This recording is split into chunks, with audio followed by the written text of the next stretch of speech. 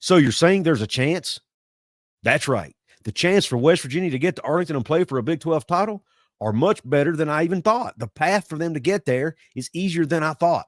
And in this video, which is brought to you by BetUS Online Sportsbook and Katz, Cantor, Stone Street, and Buckner Attorneys at Law, we're going to talk about those odds and why the path is easier than I even thought. And we're going to have that conversation right after this word from one of those sponsors. Since 1931, the attorneys at Katz, Cantor, Stone Street, and Buckner have been the voice for victims who have suffered serious injury or death. They have a fierce passion for truth and justice and a sincere compassion for those who have been wronged by others. Whether you have been in a car accident or fighting with an insurance company, or you or a loved one has suffered serious injury or death due to medical negligence, we will ensure your voice is heard loud and clear. Katz, Cantor, Stone Street, and Buckner will ensure there is justice for all West Virginians because we are your lawyer, your voice. Visit us at yourlawyeryourvoice.com. What is up? Welcome into another episode of Couz's Corner. Come on in, make yourself comfortable, belly yourself up to the bar. Let me pour you out this shot of top shelf college football news and analysis. In today's episode, we're focusing again on the West Virginia Mountaineers. This time, we're going to hone a little bit more in on the Mountaineers' chances of getting to Arlington. Well, first of all, West Virginia has to win out or none of this matters. It's a moot point. They need to win the next three games against Baylor, UCF, and Texas Tech, where this is a moot point. Okay, but if they do win out, I assume that they still needed, multiple teams to lose twice, that they would be probably at a disadvantage in most tiebreaker scenarios, but that's not necessarily the case. Come to find out, there's a couple scenarios where they might actually have an advantage, and one in particular. Now, the first thing I'm going to go over in the very first part of this is I'm going to talk about how the Big 12 tiebreakers are set up. Now, I'm going to read this, and this is kind of confusing, so bear with me a minute, but just to give you an idea, this is the Big 12 tiebreakers, okay? It says, in the event of a tie between more than two teams, the following procedures will be used. After one team has an advantage and is seeded, all remaining teams in the multiple team tiebreaker will repeat the tie-breaking procedure. If at any point the multiple team tie is reduced to two teams, the two-team tie-breaking procedure will be applied. The first scenario here, it says the records of the three or more tie teams will be compared based on winning percentage in games among the tie teams.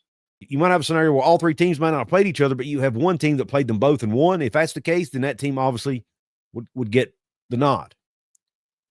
But you also may have a scenario where all three teams didn't play each other, and no team defeated all the other teams involved in the tie. Now, there's a scenario, which I'll get to in a second, where that would help West Virginia by not playing one of the teams they're tied with, because then you would go on to the next tiebreaker, which is the records of the three or more tie teams will be compared based on winning percentage against all common conference opponents played by all other teams involved in the tie. So let's move on to the next one. The record of the three or more tie teams against the next highest placed common opponent in the standings, proceeding through the standings. When arriving at another group of tie teams while comparing records, use each team's win percentage against the collective tie teams as a group. May not apply. Go to the next one. Record of the three or more tie teams based on combined win percentage in conference games of conference opponents, i.e., strength of schedule. So which team in the tiebreaker has the highest strength of schedule? That is where this next scenario comes in. Now, there are more scenarios that could be at play here, but this is the one I want to focus on in this video. And in this scenario, which I'll tell you about in a minute, West Virginia would be in a three-way tie, potentially, with Iowa State and Colorado. Now, before we get to that, I want to update you on the odds of West Virginia playing in Arlington. What are the odds they win the Big 12 championship, right? Not that just they play in it, but what they actually win it. Let's look at that over with our friends over at BetUS Online Sportsbook. The odds have been updated. West Virginia is at plus 4,000. The sixth best odds of all the teams who were sitting undefeated or with two losses. There are six teams remaining in that conversation. West Virginia has obviously the sixth best odds at 4,000, plus 4,000. Colorado, ironically, has the best odds at plus 125, followed by BYU, followed by Kansas State, followed by Iowa State, followed by Arizona State, and then West Virginia brings up the rear at plus 4,000. But 2 weeks ago, it was at plus 10,000. So the odds have improved. And if you want to place a bet on that, then you can do so over at BetUS. And if it's your first bet on your very first deposit, you can get a 150% sign-up bonus with promo code YouTube150. Again, promo code YouTube150. You get 150% sign-up bonus over at BetUS. You get 125% bonus on your next 2 deposits, up to $2,000. If you do decide to play, please do so responsibly. And remember, you must be 18 years of age or older to play. Now, let's move on to the scenario that I was talking about, where West Virginia could potentially end up in a tiebreaker and it worked to their advantage. And I'm going to give credit for this to the folks over at Walk On Red Shirts, who covers college football and posts a lot on X. But in their scenario, West Virginia BYU would obviously finish in this scenario. BYU finishes undefeated, or maybe even with 1 loss. They would be ahead of West Virginia and any other 2-loss teams in this scenario, right? It's assuming BYU's in number 1 position. Well, who would they play in the Big 12 title game? Well, it would come down in this scenario to either West Virginia, Iowa State, or Colorado, who would be in a 3-way tie for second place, all 3 of them at 7-2. Now, this is assuming that Arizona State loses again, and they probably will because they have a really tough schedule the rest of the way. And it's assuming Colorado loses 1 time. Now, Colorado's schedule, they should be favored in every game they play, but there's a couple, they could slip up. We know the way the Big 12 works. There could be some slip-ups. But in this scenario, West Virginia would hold the tiebreaker advantage over Colorado and Iowa State in a 3-way tie. Now, I know what you're asking, the same thing I asked, but how could that be if Iowa State beat West Virginia? But let's go back to what the tiebreaker said. If all 3 teams haven't played each other and you got one team that hasn't beaten the other 2, then you've got to go. Then none of that matters. The head-to-head doesn't matter in that scenario.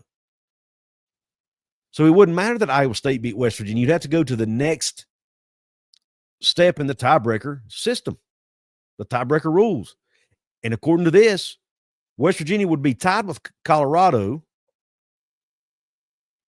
but above Iowa State on record versus common conference opponents, all played equal times. They would actually have a 5-1 edge in that category.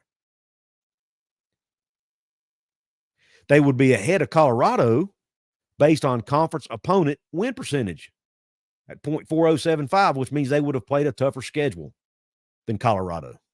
So they would have a slight edge there. So they would be ahead of Iowa State based on common conference opponents, the record against common conference opponents, and then they would be ahead of Colorado based on conference opponent win percentage. Again, this is all over at Walk On Red Shirt's Twitter account, if you want to go check it out for yourself. Now, I have not verified this, and I haven't dug into the scenarios myself, but I did see someone else retweet it, someone who covers West Virginia in the media, and they confirmed it, that, yes, this is accurate. If Colorado loses against Utah, and I think it applies even if they lose against Kansas or Oklahoma State, but I ain't 100% sure. If there's a 3-way tie between Colorado, Iowa State, West Virginia would get the nod and make it to Arlington to play BYU in the conference title game. I know that's crazy, and that would probably not be ideal for the Big 12 conference. Let's face it, you would have an 8-4 team potentially winning the league. That wouldn't be super great for the conference, but it would be great for West Virginia. They would need the exposure, and it would be super, super great for Coach Neil Brown, because there's no way they're firing him if he gets to the Big 12 title game, nor should they, to be honest. So, with that being said, I want to hear your thoughts on this. First of all, were you surprised that the path to the Big 12 title game for West Virginia was not as difficult as we may have thought? And 2, what do you think the odds are that it happens? Would you be comfortable enough to place a bet that West Virginia makes it to Arlington? I want to hear your thoughts on that. I also want to take this opportunity right now to give a shout out to my VIP members of this episode, my paid VIP members of this episode. They are Cody Cutright, Outlaw of Common Folk, who has his own channel over on YouTube. Go check it out. He covers a lot about college football. Also may talk some politics over there, but he's a channel member here. Also, 99 I Go Blue Michigan, David Cummings, Luke Bart. Thank them all for being paid VIP members here on the channel. If you want to be a paid VIP member, hit the join button below or the one over at my channel homepage. Also want to remind you, I am an affiliate of ONIT Athlete Trading Cards. Get your ONIT Athlete Trading Cards today with the link in my description box. I'll make a small commission, and you'll be helping out the NIL of your favorite school, which in this case is probably West Virginia. The athletes get 60% of the profits. Like I said, I'll make a small commission, and you get yourself some really cool ONIT Athlete Trading Cards. I really appreciate you tuning into this episode. Check out another video right here in the corner of your screen. You may like it too. I hope the rest of your day is top shelf and Q Country Roads.